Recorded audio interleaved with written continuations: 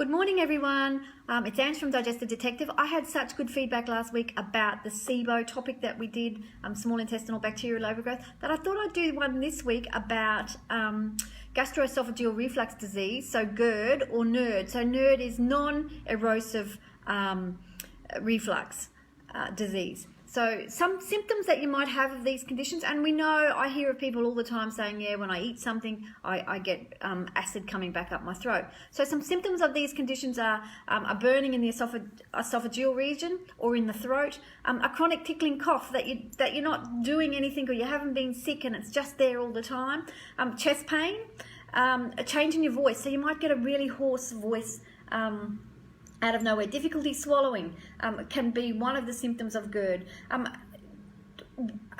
Watery mouth. So with this symptom, you should probably go and get an endoscope. So it's where you just have water. You feel like there's saliva in your mouth all the time. Nauseousness, constant belching with pain or without pain.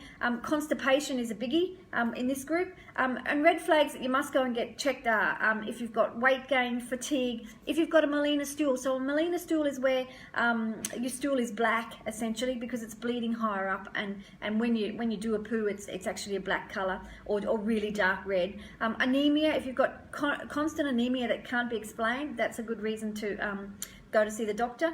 Bleeding when you have a bowel movement or from the esophageal area. So if you cough and there's blood, that should be investigated. They're all red flags that something's going on that you need to get checked over.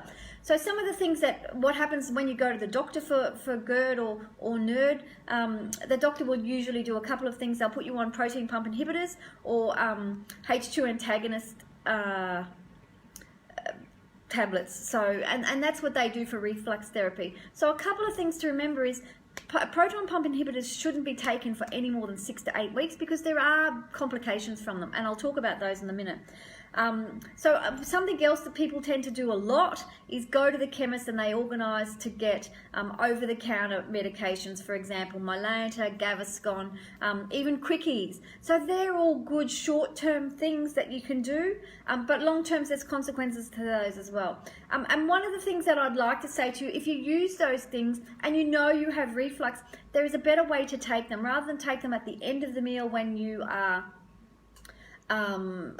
you start to feel the symptoms, if you take them before the meal, because it then coats the esophagus and it stops the burning before the event actually begins. So that's worthwhile doing. So one of the things to remember if you are trying to come off your proton pump inhibitors, with alternate therapies, you have to dose more often with alternate therapies because PPIs, they last for about 15 to 21 hours, and they're really effective at controlling the acid during that time. So if you do swap over, you have to dose much more often, say 3, 4 to 5 times a day to get the same benefit that the PPIs don't. So there's a couple of things long-term. So let's talk about the long-term risks of proton pump inhibitors. So long-term you can end up with kidney damage, an increased risk of stomach cancer, early risk of death, dementia, and the big one for me that I see quite often is osteoporosis, because those proton pump inhibitors leach calcium from your bones. They upset your mineral balance. So that is really one of the issues with them.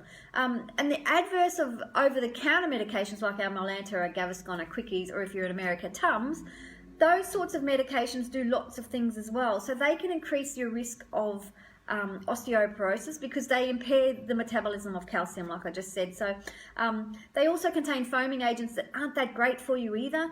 They can cause you to have diarrhea if you take too many. They can build up the magnesium level that builds up in your kidneys, and it damages your nephrons and things. So they're not a good idea to be taken long term. They are not meant to be used for more than 3 years, on and off for that amount of time. But I have seen people that have been taking antacid therapy that the chemist recommended for forever, for 20 odd years. So there are some other consequences too. With PPIs, nutritional factors, you can get nutritional deficiencies because of those. So things like iron, B12, vitamin C, magnesium, calcium, and vitamin D are all nutrients that can be deficient from taking PPIs. So So the risk factors for NERD and GERD, so a high BMI, so if you're overweight, that causes intra-abdominal pressure in your digestive system, so that can also be a cause of the reflux coming back up. Smoking, they don't know why smoking is a problem, but it is. Helicobacter infection, so if you have that can cause reflux. For some people it's genetic, there's a genetic predisposition, and it happens in more females than males, which is unusual because I see more males for it than females. So generally the age of the people who have it are 50 plus. In pregnancy it happens a lot, and I can attest to that, and that's due to the intra-abdominal pressure squeezing your diaphragm down, pushing up your lower esophageal sphincter, opening it up so the acid can come back up. Exercise, if you don't exercise very much, that can also be problematic. Diets like fast food diets, or people who do, and not always, but people who do high carb, low fat, or the ketogenic diet, because they don't feed their bacteria enough. I see it that they're actually starving their bacteria, and that tends to give them a lot of reflux. And the other thing that most people don't think about, which is a really, really important one, is stress, psychological stress, because it goes on to cause symptoms in the gut. I've just actually read this article about stress in your marriage and how that affects your gut. So I'm going to post that in the next couple of weeks, so keep your eye out for that. So when you come to a naturopath, there are some things that we would get you to do.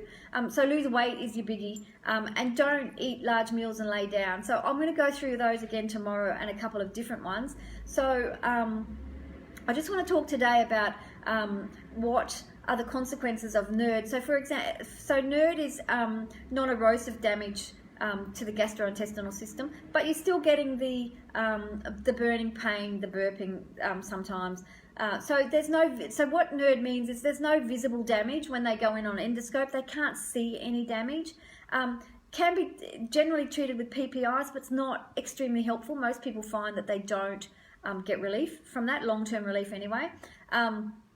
And some people find they're exposed to acid, but they're not getting the actual ulceration. So this is diagnosed by a criteria called the Rome 4 criteria, and you have to have a certain amount of things in line. 3 of the things, I think there's 3 of 8 things that you have to have for 3 months that will give you a diagnosis of NERD. So one of the things that's also touted is that's because you've got too much acid, and that can be the case, but more often than not it's because you've not got enough acid, because we know as you age your hydrochloric acid reduces, and it's harder for us to break proteins down, and because we are often eating protein, that tends to sit. If we have any sort of motility issues, that causes the food to sit too, and that causes pressure in the stomach, and then the lower esophageal sphincter opens, and then the acid comes back up into the esophagus area and causes a burning. And it's not so much the acid that's the issue, it's the inflammation that causes the issue. So you want to try and get rid of the inflammation. So the consequences of GERD that are problematic is it can lead to Barrett's esophagus, esophagitis, an erosion of the actual mucosa of the esophagus. So once that happens, it can go on to cause cancer. So you want to sort of get to it before that happens. So that's all for today. So that's just giving you the basic outline. Tomorrow I'm going to talk about some foods you can eat, what you can do in your life that you can change this sort of constant acid reflux, and then I'm going to talk about some herbs that you could possibly take and some supplements that you can take that will be helpful. So I hope that's good. Have a great day. I will be posting things about